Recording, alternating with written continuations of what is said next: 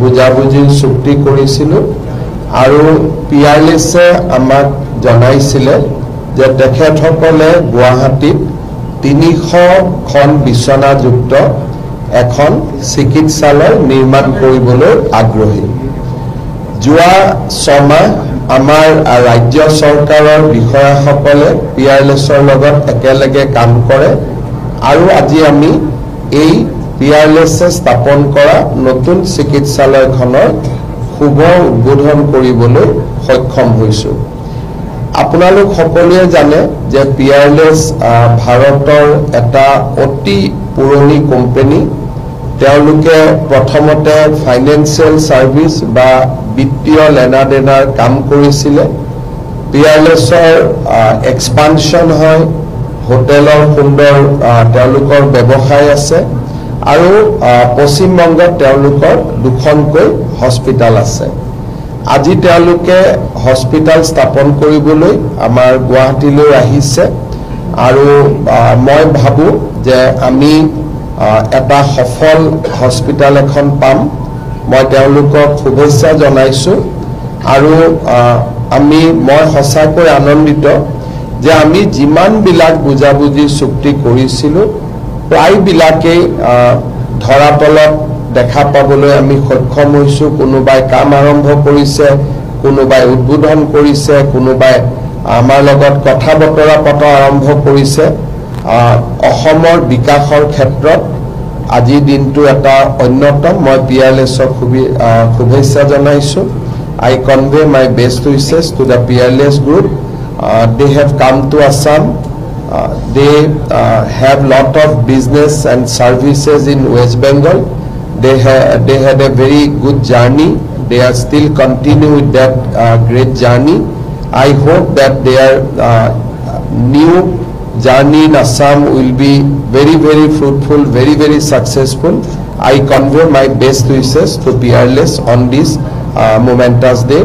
Today is also Ekadashi, second Monday of Savan.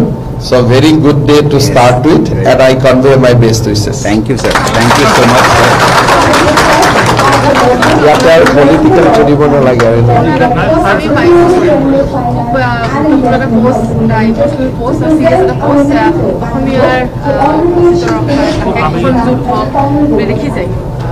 আজি মই এতিয়া গৰুখুটিত গৈ আছো, কথাখিনি তাতে কৈ দিম। ইয়াত আৰু নালাগে হস্পিটালত কিহৰ কাৰণে, তেওঁলোকৰ মঞ্চখন বেলেগ হয়, গতিকে ইয়াত একো নকওঁ। ঠিক আছে। Yes. So it is important concern for Assam and Northeast that mega dam construction is being built by the China. You do not know whether that will be a good thing for Assam or bad thing for Assam. I am of the view that in Brahmaputra more than 70% water are indigenous. The Brahmaputra gets most of the water from Bhutan, Arunachal Pradesh, and the rainwater and other waters from our state itself.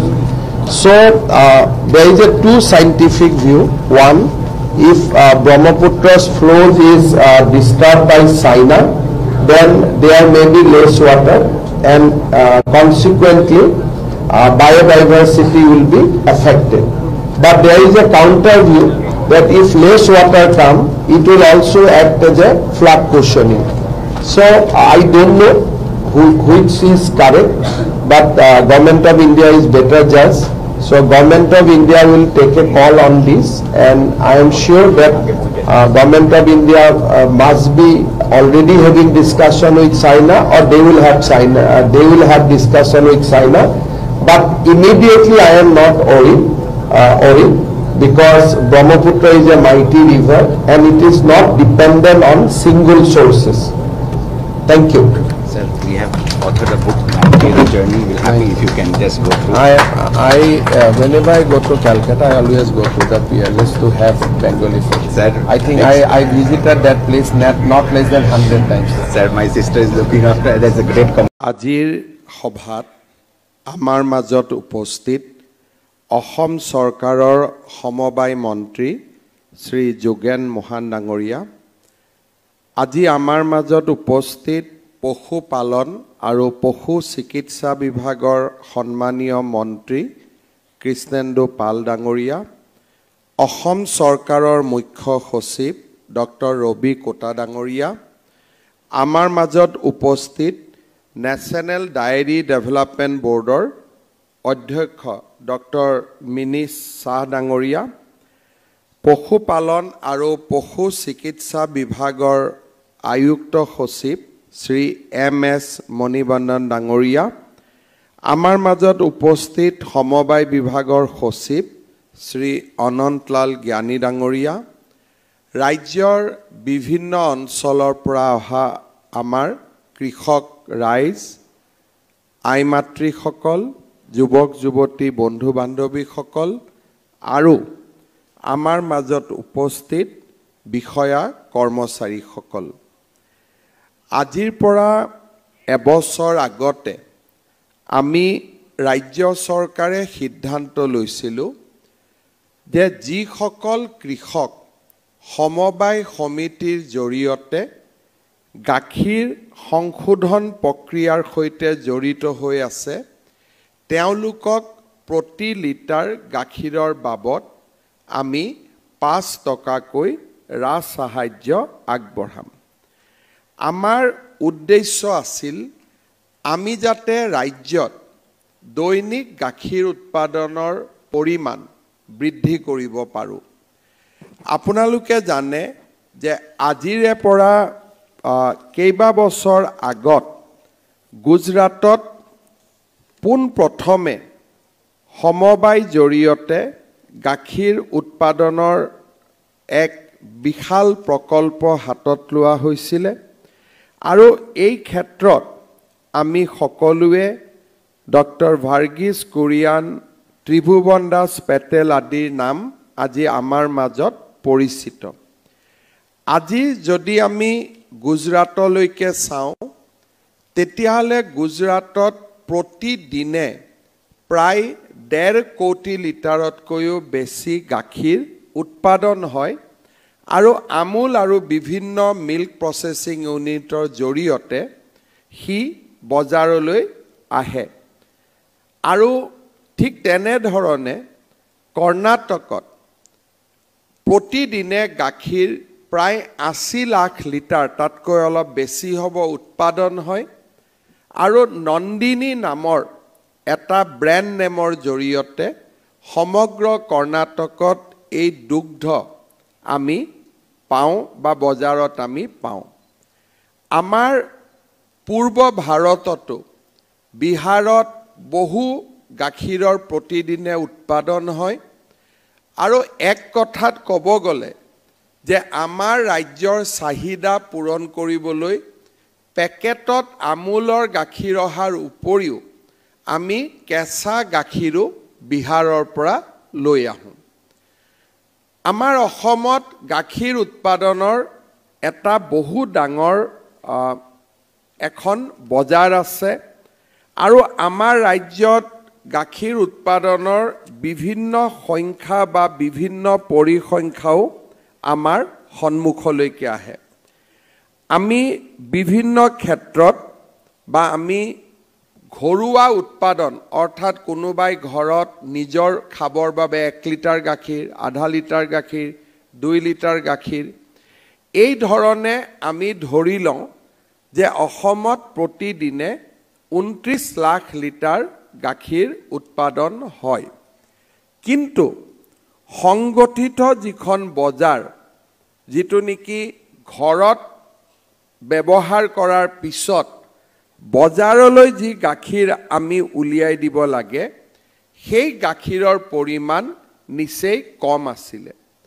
অলপ আগতে NDDBৰ পৰিচালন সঞ্চালক ডাঙৰীয়া আমাক জনাইছিলে যে আমাৰ ৰাজ্যত পুৰবী আৰু সীতাজখলা এই দুইটা সমবায় সমিতিকো যদি আমি সংযোগ কৰি দিওঁ তেতিয়াহ'লে আমাৰ 3 বছৰ আগলৈকে আমাৰ ৰাজ্যত 1 লাখ লিটাৰতকৈ গাখীৰ বেছি উৎপাদন হোৱা নাছিল, যি নেকি সামগ্ৰিকভাৱে প্ৰচেছিং হৈ বজাৰলৈ আহে।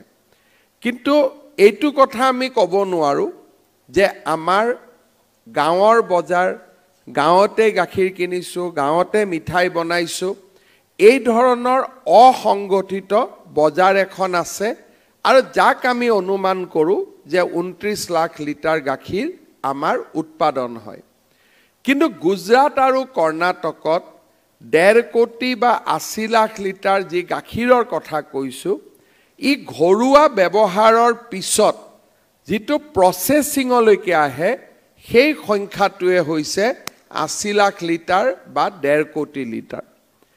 আমাৰ ৰাজ্যত আমি এটা সিদ্ধান্ত লৈছিলোঁ যে আমি প্ৰচেছ কৰিবৰ কাৰণে অহা গাখীৰৰ পৰিমাণ প্ৰতিদিনে আমি 10 লাখ লিটাৰলৈকে বৃদ্ধি কৰিম।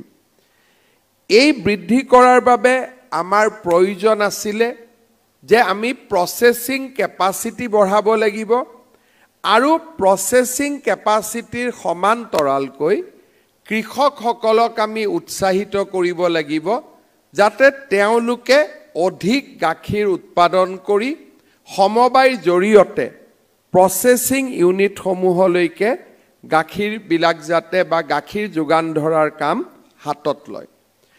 আজি আমাৰ অসমত 601খন দুগ্ধ সমবায় সমিতিৰ প্ৰায় 20,000 উৎপাদকে এই ধৰণে গাখীৰ আমাক প্ৰচেছিঙৰ বাবে দিয়ে বা আমি প্ৰচেছ কৰোঁ। আজিৰ এই আঁচনিখনৰ জৰিয়তে আমি এই 20,000 কৃষকক তেওঁলোকৰ উৎপাদিত গাখীৰৰ বাবে প্ৰতি লিটাৰৰ বাবদ আমি 5 টকাকৈ দিয়া আৰম্ভ কৰিম। অৱশ্যে ইয়াৰ এটা ওপৰত সীমা আছে, অৰ্থাৎ এজন লোকে যদি নিজে 100 লিটাৰ গাখীৰ উৎপাদন কৰে, আমি 30 লিটাৰ গাখীৰলৈকেহে ৰাজসাহায্য আগবঢ়াম বা এজন কৃষকে প্ৰতিদিনে 150 টকাকৈ চৰকাৰৰ পৰা লাভ কৰিব পাৰিব। কিন্তু ই এনেকুৱা নহয় যে আজি আৰম্ভ কৰা নীতিটো কালি পৰিৱৰ্তন হ'ব নোৱাৰে। আমি যদি দেখোঁ যে চাহিদা বৃদ্ধি হৈছে, আমি 20,000ৰ জাগাত 50,000 কৃষককো আমি ৰাজসাহায্য দিব পাৰিম। আৰু আমাৰ আঁচনিখনত অনুপ্ৰাণিত হৈ কোনোবাই যদি 2টা গাইৰ জাগাত 4টা গাই আনিছে, 6টা গাই আনিছে, উৎপাদন প্ৰতিদিনে 50 লিটাৰলৈকেও বৃদ্ধি পাইছে, লাহেকৈ আমি 50 লিটাৰ অৰ্থাৎ 250 টকা পৰ্যন্ত প্ৰতিদিনে আমি ৰাজসাহায্য দিব পাৰিম। প্ৰতি বছৰে আমি আঁচনিখন সংশোধন কৰি লৈ গৈ থাকিব পাৰিম। আজি আমাৰ ইয়াতে 2টা কথা আমি চাম যে যোৱা বছৰ এই সময়ত মই পুৰবীৰ 1.5 লাখ লিটাৰ গাখীৰৰ সম্প্ৰসাৰণ আঁচনিখন শুভ উদ্বোধন কৰিছিলোঁ। অৰ্থাৎ 60,000 লিটাৰ প্ৰচেছিং আছিলে, সীতাজখলা কন্যকাটো প্ৰচেছ হয়, কিন্তু পুৰবীৰ প্ৰচেছিং 60,000 লিটাৰ আছিলে। যোৱাবাৰ এই সময়ত আমি সেই প্ৰচেছিং ইউনিটটো অসম চৰকাৰৰ আৰ্থিক সাহায্যৰে 1.5 লাখ লিটাৰলৈকে বৃদ্ধি কৰিছিলোঁ। যেতিয়া এডভান্টেজ অসম আমাৰ অনুষ্ঠিত হয়, তেতিয়া আমুল আৰু NDDBয়ে আমাৰ লগত 2খন চুক্তি কৰিছিলে যে পুৰবীৰ গুৱাহাটী ইউনিট আমি আৰু 1.5 লাখ টকালৈকে আমি বৃদ্ধি কৰিম। চৰকাৰৰ পৰা আমাক কোনো সাহায্য নালাগে, আমি তাতে নিজৰ পুঁজি বিনিয়োগ কৰিম। ঠিক তেনেকৈ আমুলেও আমাক আহি কৈছিলে যে 1 লাখ লিটাৰ গাখীৰ আমি ৰাণীত প্ৰচেছ কৰিম আৰু তাৰ বাবেও আমাক অসম চৰকাৰৰ কোনো সহায় নালাগে, মাত্ৰ আমাক মাটি দিব লাগে। 1.5 লাখ পুৰবীৰ আৰু 1 লাখ আমুল, এই 2.5 লাখ আমি অসম চৰকাৰে কোনো টকা ব্যয় কৰা নাই। কৃষকে বা আমাৰ ৱেষ্ট আছাম মিল্ক ইউনিয়ন বা কৃষকসকলে এই পুঁজি বিনিয়োগ কৰিব। NDDBয়ে প্ৰথম অৱস্থাত লোন দিব, কিন্তু লোন কৃষকসকলে উভতাই দিব। তাৰ মানে আমি আজি নিজৰ ভৰিত নিজে থিয় হৈ 3 লাখ লিটাৰ গাখীৰ উৎপাদন কৰিম পুৰবীত যদি 3 লাখ লিটাৰ গাখীৰ উৎপাদন হয় সমান্তৰালভাৱে আমুলত 1 লাখ লিটাৰ গাখীৰ উৎপাদন হ'ব আৰু অসমে 4 লাখ লিটাৰ গাখীৰৰ ওচৰ চাপিব সীতাজখলাৰ কন্যাকটো প্ৰসেসিং ইউনিট এটা হৈ আছে প্ৰায় 25,000 লিটাৰৰ খুব কম দিনৰ ভিতৰতে আমি উদ্বোধন কৰিব পাৰিম সীতাজখলায়ো বেংকৰ পৰা লোন লৈ এনেকুৱা প্ৰসেসিং ইউনিট আৰম্ভ কৰিছে এই তিনিটা প্ৰচেষ্টাৰ পিছত আমি আৰু এটা প্ৰচেষ্টা হাতত লৈছিলো যে এনডিডিবি আৰু অসম চৰকাৰে লগ লাগি আমি এটা নতুন কোম্পানী কৰিছিলো north east diary food limited অৰ্থাৎ NEDFL এই NEDFLৰ গোটেই ব্যৱস্থাটো আছিলে যে আমি কিমান সোনকালে 10 লাখ লিটাৰ গাখীৰ প্ৰসেস কৰিব পৰা অৱস্থালৈ আমি যাব পাৰো শিলচৰত এটা আমাৰ অসম চৰকাৰৰ ডায়েৰী ডিপাৰ্টমেন্টৰ এটা প্ৰসেসিং ইউনিট আছিলে তাত 5,000 লিটাৰ দৈনিক শোধন কৰিব পাৰি এই প্ৰকল্পটো আমি NEDFL অৰ্থাৎ NDDB আৰু অসম চৰকাৰৰ যুটীয়া কোম্পানীলৈ আমি হস্তান্তৰ কৰিছো ইয়াৰ উপৰিও নলবাৰী বৰপেটা আৰু বজালি ইয়াতো আমি সৰু তিনিটা আমাৰ প্ৰকল্প আমি আৰম্ভ কৰিছিলো যত 20,000 লিটাৰ গাখীৰ আমি উৎপাদন কৰিব পাৰো আৰু সেই কেটাও আমি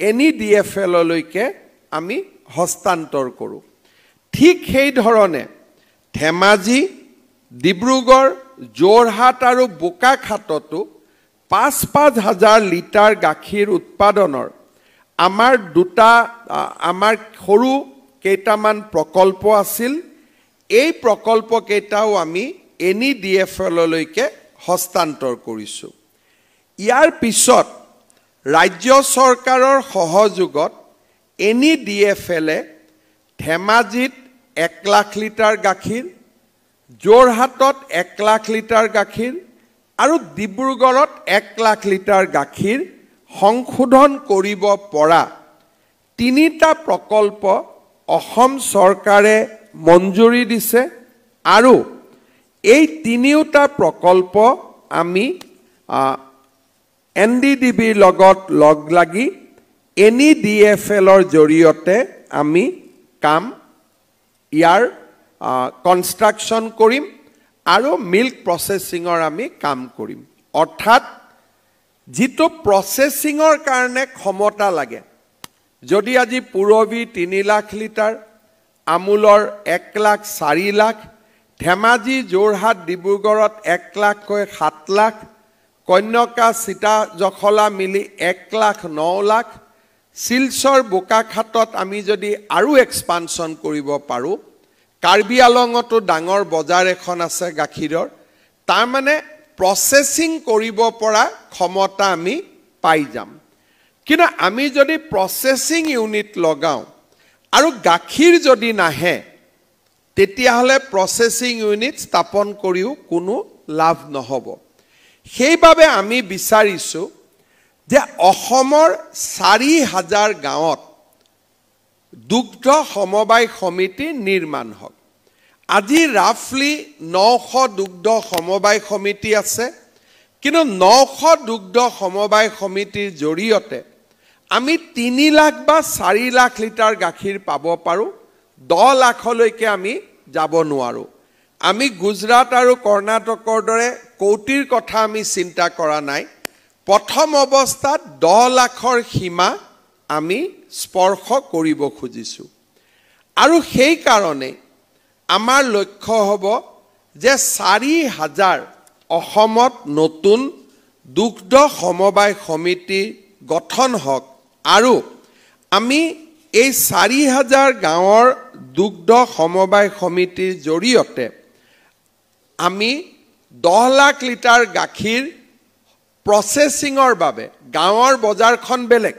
প্ৰচেছিঙৰ বাবে আমি উলিয়াই দিব পাৰিম আৰু আমাৰ বজাৰখন দখল কৰিব পাৰিম যিখন নেকি আজি বাহিৰৰ পৰা অহা গাখীৰে দখল কৰি আছে আৰু উত্তৰ পূব গোটেই 8খন ৰাজ্যলৈকে আমি গাখীৰ পঠিয়াব পাৰোঁ তাত যিহেতু প্ৰচেছিং ইউনিট নাই আৰু এনেকুৱাও কোনো কথা নাই অসমে যদি ৭৫ বছৰ পশ্চিমবংগ বিহাৰৰ পৰা গাখীৰ লৈছে আমিও তালৈকে গাখীৰ পঠিয়াব পাৰোঁ কোনো বাধা নাই সেইবাবে মই ভাবোঁ যে আমি 2030 চনৰ ভিতৰত 10 লাখ লিটাৰ গাখীৰ প্ৰচেছ কৰিব পৰা ক্ষমতা পাব লাগে আৰু তাৰ যদি আগতে আমি লক্ষ্যত উপস্থিত হ'ব পাৰোঁ তেতিয়ালে সেইটো আমাৰ বাবে আশাৰ বতৰা আজি কৃষকসকলক উৎসাহিত কৰিবৰ বাবে সেইবাবে আমি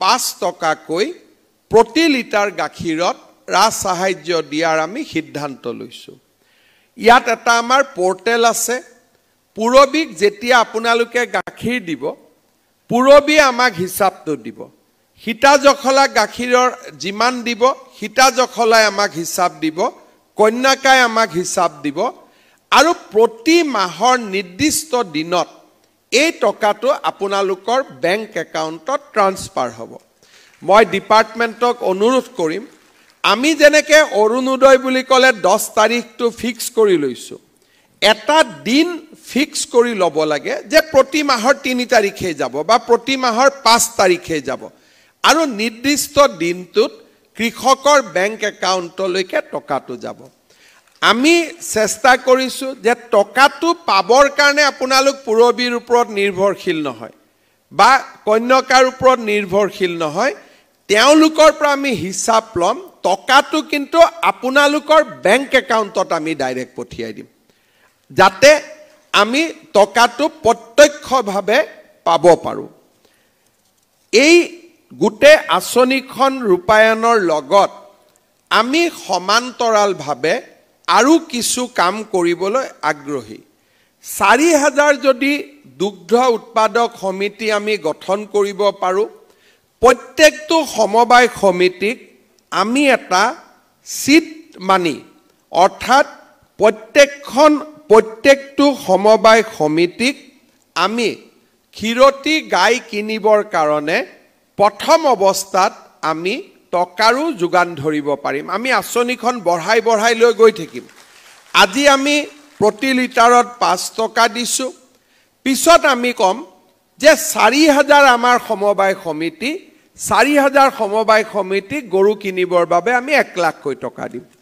আমাৰ কোনো আপত্তি নাই কাৰণ আমি যিমান সোনকালে পাৰোঁ লক্ষ্যত উপনীত হ'ব খুজিছোঁ কাৰণ এই গাখীৰ উৎপাদনে আমাৰ সমাজৰ শেষত থকা পৰিয়ালটোক উপকৃত কৰে আজি মাছৰ ক্ষেত্ৰত অসম সেলফ সাফিচিয়েন্ট হৈছে আমাৰ লক্ষ্য যে গাহৰি আৰু গাখীৰৰ ক্ষেত্ৰতো আমি যিমান সোনকালে পাৰোঁ আমি আত্মনিৰ্ভৰশীল হ'ব লাগে আৰু সেই কাৰণে মই পুৰবীক বা NDDBক বা আন সমবায় যিখিনি আমাৰ সেকেন্ডাৰী সমবায় তেওঁলোকক মই অনুৰোধ কৰিম যে আপোনালোকে প্ৰাথমিক সমবায় সমিতি আৰু বেছি নিৰ্মাণ কৰক চৰকাৰে এটা ভাল স্কিম লৈ আহিব যাৰ জৰিয়তে গৰু কিনিবৰ কাৰণেও আমি সমবায় সমিতিসমূহক টকা দিব পাৰিম আমাৰ কোনো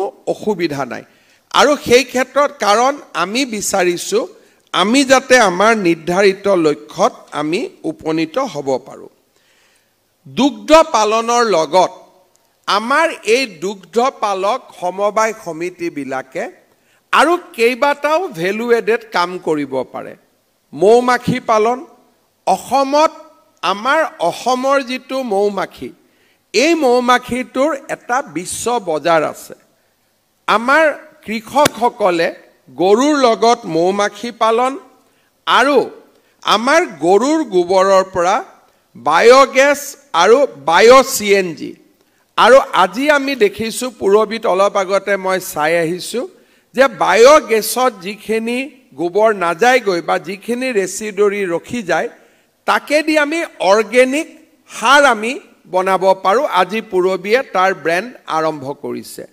অৰ্থাৎ গৰু এনেকুৱা এটা জন্তু আৰু মানুহৰ বাবে পৰম উপকাৰী জন্তু যে গৰুৰ গাখীৰৰ পৰা, গোবৰৰ পৰা, গৰুৰ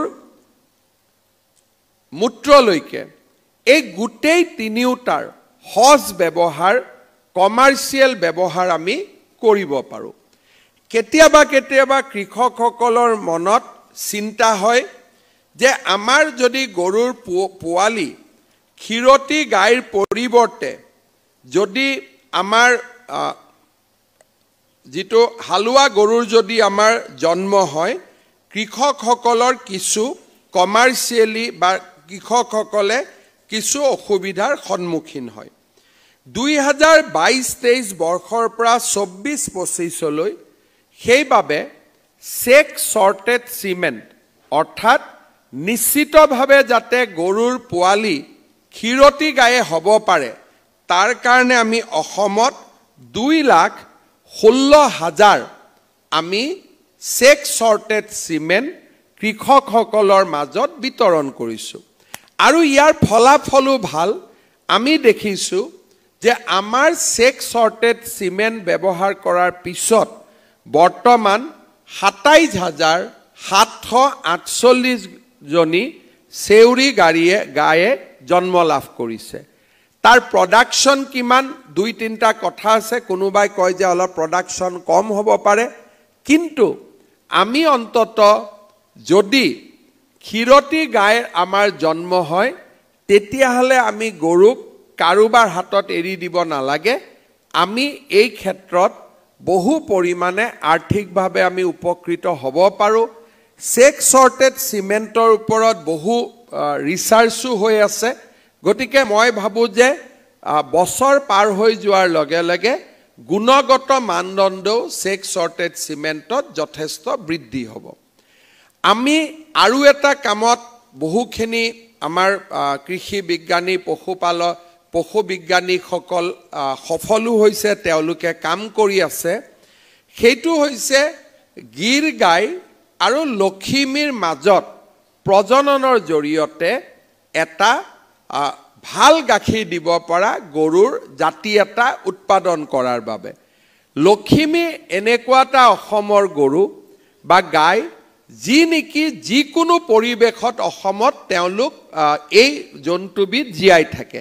বানপানী হ'লেও থাকে, খৰাং বতৰ হ'লেও থাকে, আৰু যিকোনো ধৰণে তেওঁলোকে গাখীৰ উৎপাদন কম হ'লেও তেওঁলোকৰ যিটো অসমৰ বতৰ বা পৰিৱেশৰ লগত তেওঁলোক খুব ভাল কৰি খাপ খাই পৰে।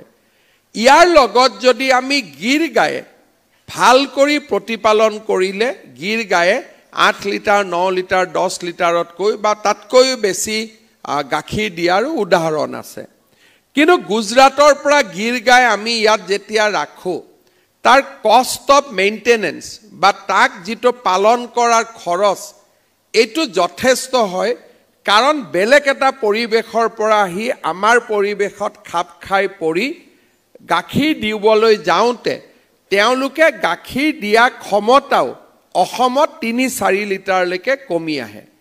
আমি ভেটেনাৰী ডিপাৰ্টমেণ্ট বা আমাৰ বিজ্ঞানীসকলে যদি লখিমী আৰু গিৰ গাইৰ মাজত আমি লখিমীৰ ৰেজিষ্টেঞ্চ কেপাচিটি বা অসমৰ যিটো পৰিৱেশৰ লগত খাপ খাব পৰা শক্তি আৰু গিৰ গাইৰ গাখীৰ দিব পৰা শক্তি, এই দুইটাৰ মাজত প্ৰজনন কৰি আমি যদি এটা অসমৰ নিজৰ ভেৰাইটি এটা যদি আমি উলিয়াব পাৰোঁ, মই ভাবোঁ আমাৰ কৃষকসকল বহুতখিনি উপকৃত হ'ব, যাক আমি হয়তো কেতিয়াও ভাবিব পৰা নাছিলোঁ। এই দিশতো আমি কাম কৰি আছোঁ আৰু আমি নিশ্চয় এই ক্ষেত্ৰত আগবাঢ়ি যাম। গাখীৰৰ গুণগত মানদণ্ডৰ বাবেও আমি দুগ্ধ পৰীক্ষাগাৰ নিৰ্মাণ কৰিছোঁ। খানাপাৰাত আমাৰ দুগ্ধ পৰীক্ষাগাৰটোৱে ইতিমধ্যে NABL স্বীকৃতি পাবলৈও সক্ষম হৈছে। সেয়েহে মই ভাবোঁ যে দুগ্ধ বিপ্লৱ এটা অসমত হ'ব পাৰে, যথেষ্ট সুবিধা আছে আৰু এই ক্ষেত্ৰত আমাৰ বিজ্ঞানীসকলৰ পৰা খেতিয়কলৈ, সমবায় সমিতিৰ পৰা গোপালকলৈ আমি সকলোৱে এটা সুন্দৰ ইক'চিষ্টেম এটা নিৰ্মাণ কৰিব লাগিব। এই যদি আপোনালোকে আৰু এটা দৃষ্টিত ৰাখে, প্ৰথমবাৰলৈ দুগ্ধ পালকসকলৰ কথা চৰকাৰী পৰ্যায়ত চিন্তা কৰা হৈছে।